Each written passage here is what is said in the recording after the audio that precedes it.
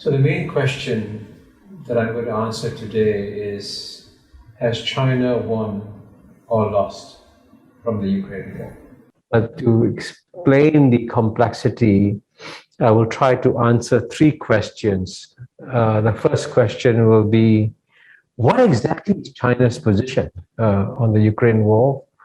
Second question, how has China lost? Third question, how has China won? And I hope that as I try to answer these questions, you'll begin to understand the complexity of China's position. So let me begin by answering the first question. What exactly is China's position? And here I want to begin with the important word of warning. If you want to understand China's position on the Ukraine war, don't trust the Anglo-Saxon media.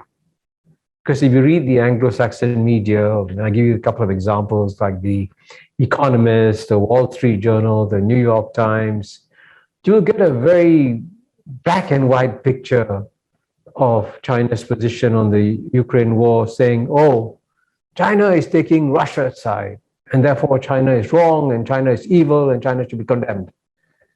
Now, of course, that black and white picture is completely wrong, because it is very clear that China has not supported Russia in its invasion of Ukraine in any way. Of course, China hasn't condemned Russia, but then China is not alone there. One of the best friends of the West, it's the largest democracy in the world, India, and India also actually hasn't condemned Russia for its invasion of Ukraine, because in geopolitics, everything is very complicated. Countries like China and India and South Africa or Brazil have to weigh a lot of considerations before they work out what their positions are. They have their own national interests. And so China has actually been very, very careful about the position it's taken on Ukraine war. It hasn't condemned Russia, but at the same time, it's kept up its ties with Ukraine. And indeed, actually, the Ukrainian government still maintains good relations with China, and Ukraine has always been actually a major trading partner of China, and China is doing its best to keep up its trade with Ukraine. And I suspect quietly behind the scenes, also trying to find ways and means of seeing whether a solution can be found. And of course, you will see more of that in the G20 meeting, which is actually taking place today as we speak, in G20 Foreign Ministers meeting, which is taking place today in Bali. But overall, the key point I want to make is that China could have actually taken a position of fully supporting Russia in this war, but it's been very careful to ensure that it's kept a certain distance from it. And of course, it's true that China's and Russian leaders did say, as you know, in February this year, they met just before the invasion of Ukraine, and they did issue a statement saying there are no limits to the partnership between China and Russia.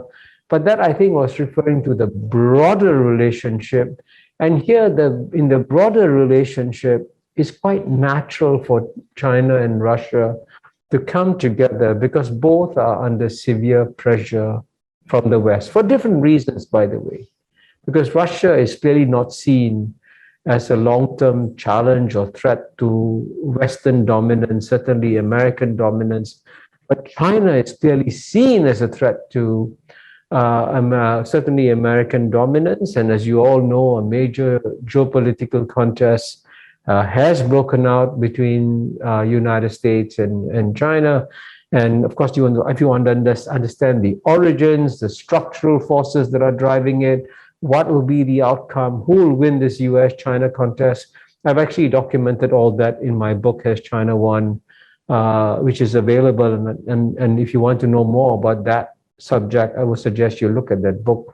And of course, it's because of that larger geopolitical contest with China under pressure from the West that it has kept up its partnership with Russia. But if you read my book, Has China Won, you will also see, and this was written 2 years ago, that on the China-Russia relationship, over the long run, they will actually have divergent goals. Because in many ways, even though right now Russia's main focus, main pressure is coming from the West, from Europe, and so on and so forth, in the long run, Russia will worry more about the rise of China. Russia has the longest border with China. And so in the long run, actually, it's conceivable that Russia and Europe may actually come together and work together. So I want to emphasize all this because I began my remarks by saying that this whole geopolitical situation is very complex. And I hope that my remarks so far have brought out and drawn out the complexity of the subject and in many ways differ sharply from the simple black and white perspective that you get from the Anglo-Saxon media, which frankly is downright wrong. So if you see an article from The Economist or from the New York Times on China and Russia, be very wary. Don't trust them because they have an agenda in what they're writing and they're not being fair and accurate and objective in their reporting on the subject. And you also see this comes out as I now talk about answer the second and third questions. The second question I want to answer, of course, is has China lost? And here I want to say very categorically that initially, in the initial phase after the Ukraine war, it's very clear that China has lost in the short term, and lost in actually 4 different ways. The first way in which China has lost is that, the year 2022 is actually a very important year in China's political transition. There'll be a very important party congress in October, November this year, and the likelihood is that President Xi Jinping will get a 3rd term, and that's, as you know, unprecedented in recent times, and therefore that's a major political transition that's going to take place in China in October, November. And what President Xi wanted was a year of calm and stability in 2022. Instead, he's had to deal with 2, in a sense, major, I would call them almost like monsters of challenges. First is managing the exit out of the zero COVID policy, which is going to be a big challenge for China. And second, handling the ramifications of the Ukraine war. So in a year in which China wanted calm, is getting a tremendous amount of turbulence. And therefore, in that sense, the Ukraine war has been, a challenge for China.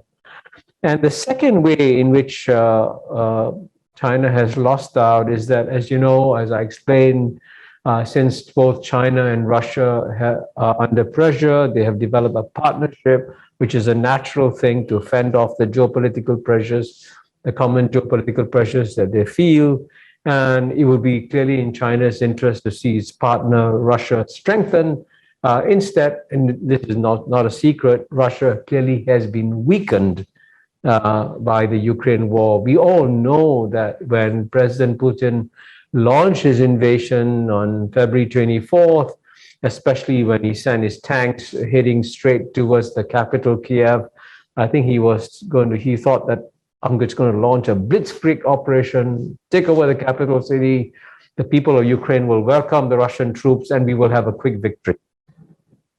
I mean, he never said that that was his expectation, but that's what the behavior seemed to show. And as you know, it didn't work out. In fact, phase 1 of the Russian operation was a disaster, a real magnificent disaster. And at the end of the day, there was a rather ignominious retreat of the Russian tanks away from the capital city. And of course, there was a lot of celebration, exaltation in the West about this Russian defeat. And they thought, well, Ukraine's going to win the war. But I think the West, once again, has seriously underestimated Russian resolve. And clearly, the Russians are now going to carry on in an operation which I call a slow grinding operation to increase their space in Ukraine And here it is conceivable that Russia can win in the long run. You'll have to wait and see. But in any case, clearly the war in Ukraine has proven to be a bigger challenge for Russia than Russia anticipated. Western sanctions have hit Russia. So Russia has been weakened. And with the weakening of Russia, this clearly is a setback for China too. That's the second way in which China has been negatively affected. The third way in which China has been negatively affected is that in trying to manage its rise, China has realized a long time ago, actually, and if you look at my book, Has China Won, I say even over 20 years ago, China anticipated a kind of some kind of American containment policy on China. And to try and ward off that containment policy, China did many things. But one of China's hopes was to try and deal with the United States and Europe as two separate entities with separate interests, and trying to make sure that the two didn't unite themselves against China. And for a long time, that was true. Europe actually had an independent policy towards China. In some areas, they agreed with the United States, but in other areas, for example, especially in trade, they stepped up their trade and connections with China. And China was more or less dealing with the United States and Europe separately, which is, of course, in China's interest. But then one of the most striking outcomes of the Ukraine war has been this remarkable coming together of the United States and Europe in a tremendous revitalization of Western solidarity. And now China has to deal with a strong, united West rather than a divided West within the United States and Europe. And that is geopolitically, frankly, more uncomfortable for China. And as you know, the latest meeting between the European leaders and Chinese leaders proved to be difficult and fractious because the Europeans took the view that China should automatically support the European position on the Ukraine war, which of course was very unrealistic. So therefore, this revitalization of Western solidarity is also a setback for China. Of course, you have to wait and see how long this Western solidarity lasts, but we can talk about that later. And in the fourth way in which China has lost out from the Ukraine war is that for a long time, China thought that it had this incredible assets, its total reserves, which were about $3.2 trillion. Today, it's about $3 trillion of foreign reserves, which they saw as assets that they could use to protect China. And lo and behold, they were absolutely shocked to see how half of Russia's central bank reserves, out of 680 billion, I think 340 billion were seized by the West and frozen by the West. So clearly, now China sees that what is foreign reserves, which it saw as assets, could turn into liabilities if it could just be frozen overnight by the West and Western banks and so on and so forth. So this clearly has become a strategic, therefore, setback for China.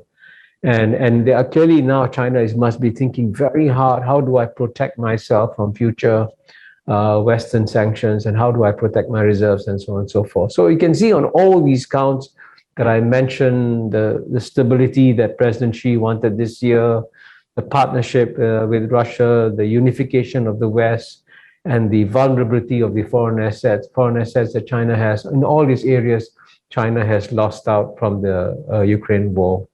So now then, therefore, let me turn to the next question, which is how has China won from the Ukraine war? And here it's, while in the initial phase, as I said, China has lost out as this war is dragging out, and nobody, by the way, still knows what the final outcome is going to be. We are beginning to see the emergence of new trends that could work in the favor of China. So, for example, I mentioned there has been revitalization of Western solidarity, and up to now, the West has been completely united on the Ukraine war. But it is conceivable that as the war drags on, and as the costs increase, especially for the domestic populations in United States and in Europe, you will find that there might be a domestic backlash in both these countries against the continuation of the war. And as you know, gasoline prices in the US have gone up very, very sharply, and that is actually putting a lot of pressure on the administration of President Joe Biden. And as you know, President Joe Biden and his Democratic Party are very much focused on the midterm elections in November. And if inflation continues to rise, and if things get very difficult for the middle classes in America, there could be a political backlash against President Joe Biden, and therefore there could be some pressures to find some kind of a solution in Ukraine, instead of taking the very hardline position that the United States has taken on the Ukraine war. In the same way, it's also possible that you might get a summer of unrest in many European countries if inflation rises and if energy prices remain very high. And certainly even a country like France, which has been quite stable, as you saw in the last elections, there was while President Macron did get re-elected as president, he lost what you call the Legislative Assembly elections, and though he has to deal with a much more difficult domestic environment. So even in Europe, which today seems very strong and united on the Ukraine war, there might be a certain degree of exhaustion over it, and therefore reconsideration of defense, and therefore perhaps the strong Western resolve that you have seen so far may weaken in the weeks and months to come, and therefore that would change balance between the West and China. And at the same time, there's one statistic which I want you to remember, is very important statistic, which is that only 12% of the world's population lives in the West. 88% lives outside the West. And certainly initially, when the Russian invasion of Ukraine happened, it shocked the world, and clearly you saw that over 140 states, I think, condemned the Russian invasion of Ukraine in the UN General Assembly vote. So you got the sense that the West and the rest were united in their approach towards the Russian invasion of Ukraine. But again, over time, you see that even though the West has tried to apply very strong sanctions on Russia, and the sanctions have been quite brutal, in some ways quite effective, you actually discover that if you look at the population of the world, the percentage of the world's population in the countries that have actually imposed sanctions on Russia is only like 14 or 16% of the world's population. And 84 to 85% of the world's population have not imposed sanctions on Russia, and in fact are now saying very clearly to the West, this war in Ukraine is not just damaging the people on Ukraine. The people of Ukraine are clearly suffering, and we should support the people of Ukraine in their suffering in this war. But the rest of the world is also suffering. The war in Ukraine, as I suggested earlier, has increased global inflation, increased global energy prices, increased food prices, and therefore hundreds of millions of people in many third world countries are actually going to go hungry as a result of the Ukraine war. And the sheer indifference of the West to the pain and suffering of the poor in third world countries is becoming now very clear and palpable, and therefore leading in some ways to a backlash against the West on the Ukraine issue. And in that sense, in some ways, China's position, as I indicated earlier, is more in tune with the position of most third world countries. And actually, China, as you know, has tried to be helpful to many of them in different ways. So paradoxically, what initially seemed to be, in a sense, a united global response against the Russian invasion of Ukraine now seems very much as a Western response to the Russian invasion of Ukraine, with very little support from the majority of the countries in the 88% of the world's population who live outside the West. So in that sense, it's become very much a shift away from the global united response.